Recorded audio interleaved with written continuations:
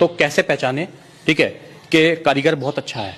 अच्छे कारीगर की सबसे पहली क्वालिटी मैं आपको बता देता हूँ। अच्छे कारीगर की सबसे पहली क्वालिटी होती है, देखो, एक तो रेट में बिल्कुल कॉम्प्रोमाइज करेगा नहीं, रेट सस्ते नहीं पकड़ेगा, अच्छे रेट लेगा, जेन्युइन रेट लेगा।